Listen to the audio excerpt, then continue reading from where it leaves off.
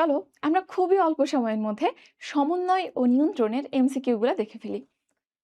তো প্রথম প্রশ্ন দেখো, মস্তিষ্কের সবচেয়ে বড় অংশ কোনটা? এটা প্রায় পরীক্ষাতে আসে। মস্তিষ্কের সবচেয়ে বড় অংশ বাংলাতে বলি আমরা গুরু মস্তিষ্ক। এখানে যে আমরা মগজ বলতে অ্যাকচুয়ালি যেটাকে চিনি গুরু মস্তিষ্ক, ইংরেজিতে যেটাকে সেরিব্রাম বলা হয়। তাইলে সবচেয়ে বড় অংশ কোনটা? সেরিব্রাম। আরেকটা ইনফরমেশন হচ্ছে মানবদেহের সব থেকে দীর্ঘতম কোষের কথা যদি বলো, সেটাও কিন্তু স্নায়ু কোষ, যেটা দৈর্ঘ্য 1.37 মিটার পর্যন্ত হতে পারে। ইভেন একটা মানুষের যে হাইট তার থেকেও বেশি হইতে পারে।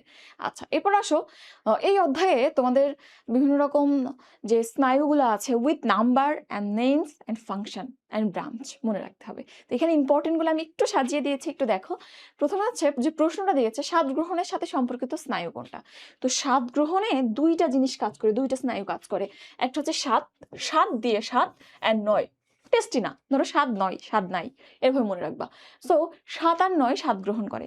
7 হচ্ছে ফেশিয়াল আর 9 হচ্ছে গ্লসোফ্যারিঞ্জিয়াল, এই দুইটা স্বাদ গ্রহণ করে। সো এখানে আনসার কি হবে? ফেশিয়াল। বুঝতে পারছো? বাকিগুলো একটু দেখো। অক্ষিগুলোকে সঞ্চালন কে কে করে? 3, 4, 6। এখন শুধু সংখ্যা জানলেও হবে না, আবার শুধু নাম জানলেও হবে না, সংখ্যা নাম দুইটাই জানা লাগবে। সেজন্য একটা নেমোনিক আছে, তোমরা যেটা দিয়ে মনে রাখো সেটাই ভালো। বাট এটা সবচেয়ে বেশি ব্যবহৃত এইটা, ওটা ফ্যাগভা। তো 1 নম্বরে অলফ্যাক্টরি, তারপর অপটিক, অকুলোমোটর, ট্রক্লিয়ার, একটু দেখে নিও, আমি আর ভেতরে যাচ্ছি না। তো এটা একটু দেখবা। আরেকটা জিনিস হচ্ছে যে সেন্সরি কারা, মিক্সড কারা, মোটর কারা। সেন্সরিটা মনে রাখা খুবই সহজ, 1, 2, 8, 128, এরা হচ্ছে সেন্সরি, এই তিনটা। এরপর হচ্ছে মিক্সড কারা, 5, 7, 9, 10, এরা হচ্ছে মিক্সড। 5, 7, 9, 10, বাকি যারা থাকে তারা সব মোটর। সো এই তিনটা জিনিস মনে রাখবা, তাহলে মোটামুটি হয়ে যায়। আর এরপর ধাপ বাই ধাপ কিছু প্রশ্ন আসবে, আমরা দেখবো সেটা। এরপর আসো আমরা তাহলে পরের পেজে যাই। আচ্ছা, ভেগাস, ভেগাসের শাখা 4টা শাখার নাম জানা লাগে একটু। ভেগাসের 4টা শাখা কি কি আছে? ল্যারিঞ্জিয়াল, কার্ডিয়াক, গ্যাস্ট্রিক আর পালমোনারি। পালমোনারি আমাদের ফুসফুসকে সাপ্লাই দেবে, ল্যারিঞ্জিয়াল আমাদের ল্যারিংস বা শ্বাসনালী বা এখানের যে স্বরযন্ত্র, এটাকে সাপ্লাই দেবো, স্বরযন্ত্র এবং শ্বাসনালীর একটু অংশ দেয়। কার্ডিয়াক হার্টকে সাপ্লাই দেয়, গ্যাস্ট্রিক পাকস্থলীকে সাপ্লাই দেয়। ওকে, তাহলে 4টা ব্রাঞ্চ, 4টা ব্রাঞ্চের নাম জানা লাগবে। গোপাল কাকু দিয়ে মনে রাখে অনেকে। আর ভেস্টিবুলো ককলিয়ার যেটা, এটা দুইটা অংশ দেখে বুঝতে পারছো, ভেস্টিবিউল আর ককলিয়ার। ভেস্টিবিউল যেটা, এটা বডির ভারসাম্য মেনটেন করে, আর ককলিয়া শুনতে সাহায্য করে। তো দুইটা মিলে নামটা হয়েছে, কাজও দুই রকম। ককলিয়া যেটা, এটা দেখতে প্যাঁচানো শামুকের মতো। এই জিনিসগুলো থেকে প্রশ্ন আসে, তাইলে আমরা দেখে ফেললাম। এখন পরের পেজে যাই। কোনটি মানব চোখের প্রতিসরণ মাধ্যম নয়? প্রতিসরণ মাধ্যম মানব চোখে মেইনলি 4টা। কি? একদম সামনে যেটা আছে কর্নিয়া, কর্নিয়া একদম সামনের স্বচ্ছ স্তরটা। এরপরে হচ্ছে অ্যাকুয়াস হিউমার। অ্যাকুয়াস হিউমার হচ্ছে লেন্স আর কর্নিয়ার মাঝখানে যে পানির মতো যে তরলটা, সেটা। অ্যাকুয়াস হিউমারের কিরকম কনসিস্টেন্সি? পানির মতো, একদম পানির মতো ফ্লুইডি। এরপর থাকে লেন্স, ক্রিস্টালাইন হিউম্যান লেন্স, আর একটা থাকে ভিট্রিয়াস হিউমার, একদম চোখের ভেতরে মানে পুরো গোলকটা ঘিরে যেটা থাকে সেটা হচ্ছে ভিট্রিয়াস হিউমার। এটা আবার থকথকে জেলির মতো পদার্থ। ওকে, সো এই 4টা চোখের প্রতিসরণ মাধ্যম। এর মধ্যে সব থেকে বেশি প্রতিসরণ কে করতে পারে? পাওয়ার সব থেকে বেশি কার? আমরা মনে করি লেন্সের, না, এখানে কর্নিয়ার পাওয়ার সব থেকে বেশি, মানে এই লেন্সের থেকেও প্রায় 4 গুণ বেশি কর্নিয়ার পাওয়ার। বুঝছো? তো একটু দেখে রাখো। তাহলে 4টা প্রতিসরণ মাধ্যম আমরা মনে রাখবো। সো এখানে যদি আনসারগুলো দেখো, অপশনগুলো cornea, pupil, aqueous humour, vitreous humour, pupil is the answer. Pupil কি কাজ করে? পিউপিল হচ্ছে আইরিশের মাঝখানে যে ছিদ্রটা, যেটা ছোট হয় বড় হয়, এটা আলোর প্রবেশ নিয়ন্ত্রণ করে। যখন অন্ধকার হয় ওইটা বড় হয়ে বেশি আলো প্রবেশ করতে দেয়, আর যখন আলোকিত হয় চারপাশে অনেক, তখন ওইটা ছোট হয়ে যায়, যাতে অনেক বেশি লাইট প্রকাশ করে গ্লেড না তৈরি করে। এরপর আসো যে অক্ষিগোলকের স্তর কয়টা, এটা তোমাদের বইতে এভাবে নাই, মাজদার নামে আছে।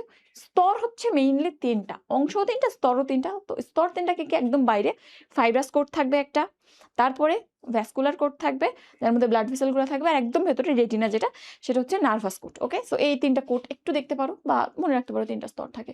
এরপরে কোন কোন কোন করোটিক স্নায়ু জিহ্বার সঞ্চালন ঘটায়? এটা নিয়ে ঝামেলা আছে। তো জিহ্বা নাড়াইতে সাধারণত 2টা স্নায়ু কাজ করে, একটা হচ্ছে গ্লসোফ্যারিঞ্জিয়াল আর একটা হাইপোগ্লোসাল। দুইটাই জিহ্বাকে নাড়াই। এর মধ্যে বইতে শব্দগত কিছু পার্থক্য আছে এবং এই পার্থক্য অ্যাডমিশনে দিয়ে দেয়। এখন কি করবা বলো? মনে রাখিও, জিহ্বার বিচলন এই শব্দটা যদি উল্লেখ থাকে তখন আমরা হাইপোগ্লোসাল লাগাবো, আর যদি জিহ্বার সঞ্চালন উল্লেখ থাকে গ্লসোফ্যারিঞ্জিয়াল লাগাবো। আসলে জিনিস দুটো একই, কিন্তু কি করবা, এভাবে অ্যাডমিশনের প্রশ্নগুলো ছোট্ট ছোট শব্দ দিয়ে পার্থক্য করে দেয়। বইতে যেহেতু আছে, সো বিচলন দিয়ে আমরা হাইপোগ্লোসাল মনে রাখবো নিচেরটা, আর সঞ্চালন দিয়ে গ্লসোফ্যারিঞ্জিয়াল মনে রাখবো। ওকে, আর অ্যাজ এ হোল দুইটাই তো নাড়ানোই বা মুভমেন্টই, সো মুভমেন্টটা হেল্প করে কে? গ্লসোফ্যারিঞ্জিয়াল আর হাইপোগ্লোসাল। আরেকটা জিনিস হচ্ছে মাথা ও কাঁধের সঞ্চালন। এই যে কাঁধের সঞ্চালন, মাথার সঞ্চালন এটা কে করে? স্পাইনাল অ্যাক্সেসরি করে। ওকে, তাইলে জিহ্বার সঞ্চালন কে করে? ওই যে হাইপোগ্লোসাল। আর তো অন্যটা নাই। এরপরে রড কোষের অনুপস্থিতিতে চোখে কি ধরনের ত্রুটি দেখা যায়? রড কোষ আর কোন কোষ, দুই ধরনের কোষ থাকে আমরা জানি রেটিনাতে।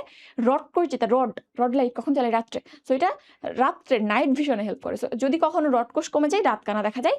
আর কোন যেটা, কোন আমাদের কালার ভিশনে হেল্প করে। সো এটা যদি কমে যায় আমাদের কালার ব্লাইন্ডনেস বা বর্ণান্ধতা দেখা যায়। সো রড কোষের অনুপস্থিতিতে রাত কানা তৈরি হয়। এরপর আসো, মানব মস্তিষ্কে কয়টা ভেন্ট্রিকল আছে? আমাদের মস্তিষ্কে ভেন্ট্রিকল 4টা। ছবি এঁকেছি দেখো, 2টা পার্শ্বীয় ভেন্ট্রিকল থাকে, তাহলে গেল 2টা, মাঝখানে থাকে তৃতীয় ভেন্ট্রিকল এবং লম্বা হয়ে নিচের দিকে চতুর্থ ভেন্ট্রিকল। এভাবে নেমে একটু চওড়া হয়ে আবার নিচে নেমে যায়। ওকে, তো এই যে পার্শ্বীয় ভেন্ট্রিকল আর তৃতীয় ভেন্ট্রিকল, এদের মধ্যে ছোট্ট একটা ছিদ্রপথ দিয়ে কানেকশন থাকে, এটাকে বলে ফোরামেন অফ মনরো। আর তৃতীয় ভেন্ট্রিকল আর চতুর্থ ভেন্ট্রিকলের মধ্যে একটা লম্বা ডাক্ট দিয়ে কানেকশন থাকে, এটাকে বলা হয় cerebral aqueduct. Cerebral aqueduct, cerebral মানে মাথার, অ্যাকুইডাক্ট মানে ফ্লুইড থাকবে, অ্যাকুয়াস থাকবে, এরকম টাইপের ফ্লুইড থাকবে আর কি। তো ভেন্ট্রিকল 4টে, 2টা পার্শ্বীয়, তৃতীয় আর চতুর্থ, তাইলে ভেন্ট্রিকল টোটাল 4টা। একটু দেখে ফেলবা এটা। আচ্ছা, এরপর কোনটি মধ্যকর্ণের অস্থি? আমরা জানি মধ্যকর্ণের 3টা অস্থি থাকে, ম্যালিয়াস, ইনকাস, স্টাইপিস। তাহলে এখানে আনসার কি হবে? ম্যালিয়াস।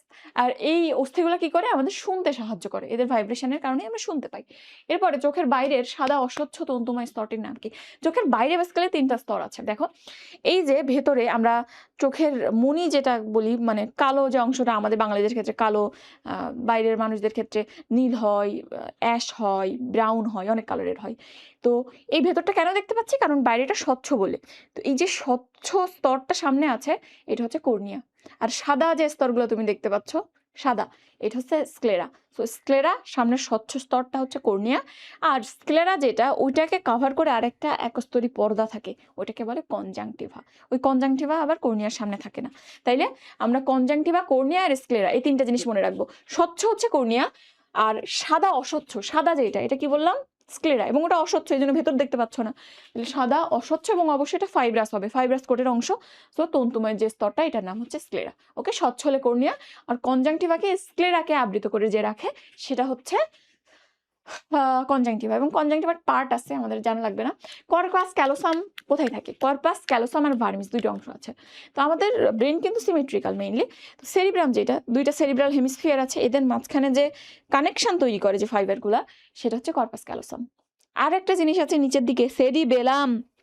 সেরিবেলাম যেটা বডির ভারসাম্য মেনটেন করে, সেইটা যে ফাইবারগুলো দিয়ে, যে ব্যান্ড দিয়ে যুক্ত থাকে, সেটা হচ্ছে ভার্মিস। সো ভার্মিস সেরিবেলামের কানেকশন লিঙ্ক। আর যদি এই কথাটা বলো যে কর্পাস ক্যালোসাম দিয়ে কি যুক্ত করে, বা গুরু মস্তিষ্ক বা সেরিব্রামের 2টা অংশকে যুক্ত করে, সেটা হচ্ছে কর্পাস ক্যালোসাম। ঠিক আছে, সো ভার্মিস, কর্পাস ক্যালোসাম 2টাই জানা লাগবে। এখানে আনসার হচ্ছে ক। আচ্ছা, এরপরে হচ্ছে এই জিনিসটা, একটু ফিগারটা দেখে রাখবা। ককলিয়ার রেজনার ঝিলে ও বেজনার ঝিল দ্বারা আবৃত প্রকোষ্ঠটির নাম কি? আমরা যদি এভাবে অন্তকর্ণটা ড্র করি, তাহলে এইরকম করে এরকম একটা দিবা, তারপর আরেকটা দিবা, দিলে এখানে দেখো মাঝখানে 2টা পর্দা তৈরি হলো। এই যে নিচেরটা, এটাকে আমরা বেজিলার ঝিল্লি বলি, বেজমেন্ট নিচের দিকে থাকে। সো এটা হচ্ছে বেজিলার ঝিল্লি। এরপর উপরের যে মেমব্রেনটা, ওটা হচ্ছে রেসনার ঝিল্লি। গেল 2টা ঝিল্লি। এই 2টা ঝিল্লি দিয়ে দেখো, এটা 3টা প্রকোষ্ঠে ভাগ হয়েছে, বাইরে তো একটা লেয়ার আছেই। তো এই যে লেয়ার, ভেতরে প্রকোষ্ঠ 3টা, এই প্রকোষ্ঠ 3টার একটু নাম দেখো। মাঝখানে মিডিয়া, এটা নিয়ে কোনো সন্দেহ নাই। স্কেলা মিডিয়া একদম মাঝখানে থাকবে, মিডিয়া মানেই তো মাঝখান। এরপরে আমরা ভ্যাট মনে রাখতে পারি বা ভাত মনে রাখতে পারি, কেন? কারণ এর উপরের যে চেম্বারটা, এটা হচ্ছে স্কেলা ভেস্টিবুলি, আর নিচেরটা scala টিম্পেনি। So scala vestibuli, scala টিম্পেনি নিচে, আর মাঝখানেরটা মানে মিডিয়া, স্কেলা মিডিয়া। ওকে, গেল। এরপর কোথায় কোন ফ্লুইড থাকে? পুরো এই স্তরটা জুড়ে থাকে পেরিলিম্ফ, আর মাঝখানে ভেতরে মানে এন্ডো। তাইলে একদম ভেতরের দিকে স্কেলা মিডিয়াতে থাকে এন্ডোলিম্ফ। ওকে, আর এদের মাঝখানে এই যে কানেকশনটা এরকম প্রোট্রুডেড হয়ে আছে, এইটার নাম হচ্ছে হেলিকোট্রিমা। তাহলে এই জিনিসগুলো যদি আমরা জানতে পারি, অনেক কিছু ক্লিয়ার হয়ে যাবে। তো দেখো, এখানে যে প্রশ্নটা করছে, রেজনার ঝিল্লি আর বেজিলার ঝিল্লি, এই 2টা ঝিল্লির মাঝখানে যে আবৃত প্রকোষ্ঠ বা চেম্বার, এটার নাম কি বলেছে? Scala media. তাহলে আনসার হচ্ছে স্কেলা মিডিয়া। মাঝখানে একটা স্কেলা মিডিয়া, উপরেরটাকে ভাত, উপরে ভেস্টিবুলি, নিচে কি বলেছি আমরা? টিম্প্যানি। তাইলে দেখে ফেললাম। এরপর আসো, 2টি চোখের মধ্যবর্তী স্থানে অবস্থিত সাইনাসের নাম কি? সাইনাসগুলো কোথায় আছে একটু জানা লাগবে, এটা তোমাদের শ্বসন অধ্যায়েও আছে। তারপরে একটু দেখো, প্রথমত ম্যাক্সিলারি সাইনাস কই আছে? এই যে ম্যাক্সিলা বোন যেখানে আছে, এখানে। এই যে আমি আঙ্গুল রাখছি, আমার আঙ্গুল খেয়াল করো, এখানে আছে ম্যাক্সিলারি ইয়ার সাইনাস। এরপর হচ্ছে frontal air sinus. Frontal air sinus just ভুরুর উপরে, এইখানে এরকম জায়গাতে আছে। একটা পয়েন্টে যদি দেখো, এই যে এখানে, এখানে 2টা আছে। এরপর হচ্ছে এথময়েড আর স্ফেনয়েড। এথময়েডটা 2 চোখের মাঝখানে থাকে, একটু বাইরের দিকে, আর ভেতরের দিকে থাকে স্ফেনয়েড। এথময়েড একটু বাইরের দিকে থাকে, আর ঠিক তার পেছনে ভেতরের দিকে থাকে স্ফেনয়েড। তাহলে আমরা দেখো ম্যাক্সিলারি গালে অবস্থিত, ফ্রন্টাল চোখের উপরে, ভ্রুর উপরে, এথময়েডাল দুই চোখের মাঝখানে, আর স্ফেনয়েডাল যেটা এটা ভেতরের দিকে, এথময়েডেরও ভেতরে থাকে। এরপরে আচ্ছা, চোখের মাঝখানে তাইলে যেটা বলেছে আমরা মেইনলি এথময়েড দেখাবো, আর যদি ভেতরের দিকে ইন্ডিকেট করে তখন আমরা স্ফেনয়েড দেখাবো, ঠিক আছে। আর এই সাইনাসগুলো সবই কিন্তু একই নামের বোনসের ভেতরে থাকে। এরপরে আসো, মানুষের জৈব ঘড়ি নিয়ন্ত্রণ করে মস্তিষ্কের কোন অংশ? আমাদের বডি ক্লক বা বায়োলজিক্যাল ক্লক বা জৈব ঘড়ি, এটা আসলে হাইপোথ্যালামাস কন্ট্রোল করে। সো আনসার হচ্ছে হাইপোথ্যালামাস। এখানে তোমাদের ফাংশন থেকে খুব একটা প্রশ্ন আসে না, অ্যাডমিশনে আসে আসলে এই প্রশ্নগুলা। তারপরে একটু দেখো হাইপোথ্যালামাসের আরো কয়েকটা কাজ আছে, যেমন ক্ষুধা, তৃষ্ণা, রাগ, ঘুম, ভালো লাগা, ভালোবাসা, ঘৃণা, এগুলো নিয়ন্ত্রণ করে। মানে আমাদের যে একদম বেসিক নিডগুলা, ভালোবাসা বলো, ক্ষুধা বলো, ঘুম বলো, জীবনে এগুলো ছাড়া চলে না। তো এইগুলো সবই হাইপোথ্যালামাস নিয়ন্ত্রণ করে, ইমোশনাল ব্যাপারগুলা। ওকে, আর এখানে আরো কিছু জিনিস আছে, যেমন থ্যালামাস, এটা রিলে স্টেশন হিসেবে কাজ করে। যে আমরা কি বলবো, রিলে স্টেশন মানে সিগন্যাল ব্রেনে গেল, ওখান থেকে আবার মোটর রিলে হইলো, এই কাজগুলো থ্যালামাস করে। সেরিবেলাম পেছনের অংশ, এইটা বডির ব্যালেন্স মেনটেন করে। কারো যদি সেরিবেলামে কোনো লেশন হয়, প্রপারলি হাঁটতেও পারবে না। তো এটা বডির ব্যালেন্স মেনটেন করে, মোটর অ্যাক্টিভিটির শক্তি ডিটারমাইন করে। আর সেরিব্রাম যেটা, এটা উন্নত চিন্তা শক্তির সাথে জড়িত। তো এই জিনিসের কাজগুলো অন্তত একটু দেখবা, যেগুলো বলেছি মেইনলি সেরিবেলামের কাজটা ইম্পর্টেন্ট, বডির ব্যালেন্স বা ভারসাম্য মেনটেন করে। এরপর আসা, বস্তুর প্রতিবিম্ব তৈরি হয় কোথায়? প্রতিবিম্ব কই তৈরি হয়? রেটিনাতে। আসলে রড কোন কোষ ওখানে থাকে, ওখানেই কিন্তু প্রতিবিম্বটা প্রাইমারি তৈরি হয়, তারপর তো ব্রেইনে ফাইনাল ইমেজটা তৈরি হয়। তার প্রাইমারি প্রতিবিম্ব রেটিনাতে হয়। কর্নিয়া স্বচ্ছ স্তর, যার মধ্যে দিয়ে লাইট প্রবেশ করতে পারে। স্ক্লেরা জাস্ট প্রোটেক্টিভ একটা লেয়ার হিসেবে কাজ করে, অক্ষিগোলকের আকৃতিটা ঠিক রাখে এবং যাতে বাইরের কোনো যে কোনো লাইট বা ধুলাবালি কোনো কিছু থেকে ক্ষতি না হয়, সেজন্য প্রোটেক্টিভ লেয়ার হিসেবে কাজ করে। আর আইরিশ হচ্ছে এই চারপাশের যে কালারফুল জায়গাটা, মাঝখানে ছিদ্রটা তো পিউপিল, আর এর চারপাশে যে রেগুলো আছে, যেটাকে আমরা চোখের মণি বলি এক কথায়, যে কালারফুল যে জিনিসগুলো বললাম, ওইটাই তো। ওইটা কি করে? ছোট বড় সংকুচিত প্রসারিত হয়ে আলোর প্রবেশটাকে নিয়ন্ত্রণ করে। তাইলে সবগুলো দেখলাম, সো এখানে আনসার ক। এরপরে কোন হরমোন কম ক্ষরণ হলে গলগণ্ড হয়? এখানে একটু ঝামেলা আছে যদিও, তো যাই হোক। আসলে কম ক্ষরণ হইলে বলতে হরমোন কম হইলে ওই থাইরয়েড গ্ল্যান্ডের স্টিমুলেটিং যে হরমোনগুলো আছে ওগুলো আবার বাড়ে, যদিও সেটা থাইরয়েড থেকে হয় না। সো এই ক্ষেত্রে যে কন্ডিশনটা হয় সেটা হচ্ছে গলগণ্ড। আমরা জানি উত্তরবঙ্গে বেশি হয় কেন, ওখানে আয়োডিন নাই। সো থাইরয়েড হরমোন ঠিকমতো তৈরি হয় না। সো ব্রেন সিগন্যাল পাই কি যে থাইরয়েড হচ্ছে না, তাইলে মেবি অর্গানে কোনো কিছু কমতি আছে। সো থাইরয়েডকে আমরা স্টিমুলেট করে দেখি তৈরি হইতে পারে কিনা। এজন্য থাইরয়েড স্টিমুলেশন পাই, এজন্য গ্ল্যান্ডটা বড় হইতে থাকে বেশি কাজ করার জন্য, কিন্তু আয়োডিনই নাই, ও কি করে হরমোন তৈরি করবে? এজন্য যদি কখনো হরমোন ক্ষরণ কমে যায় তখন গলগণ্ড দেখা যায়, ঠিক আছে। এখানে একটু ডিলেমা আছে, তো বেসিক জিনিসটা এটা। তাহলে এটা হচ্ছে অবশ্যই কোন হরমোন? থাইরক্সিন হরমোন, থাইরয়েড নিয়েই তো বলতেছি। তো থাইরক্সিন কম, তখন কি হচ্ছে? গলগণ্ড হচ্ছে। এখন আসো, ডিরেক্ট যদি কম হয় কারো থাইরক্সিন, তখন কি হবে? একদম বাচ্চাকালে যদি কারো থাইরক্সিন হরমোন কম ক্ষরণ হয়, তাহলে যে কন্ডিশনটা তৈরি হয়, এটা তো ফিজিক্যাল একটা অবস্থা, গলগণ্ড, এটা বাইরে থেকে দেখা যায়।